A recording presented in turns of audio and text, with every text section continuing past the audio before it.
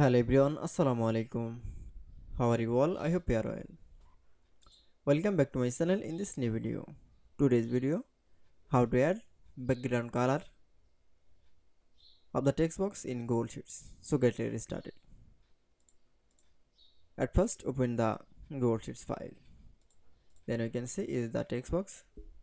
This text box is at background color.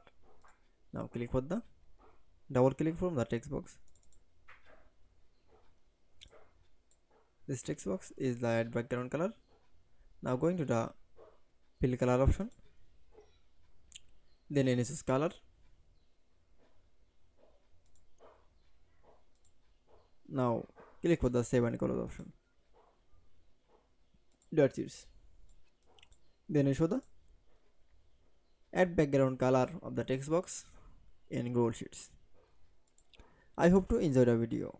Please like, comment, share and subscribe my channel. Thanks for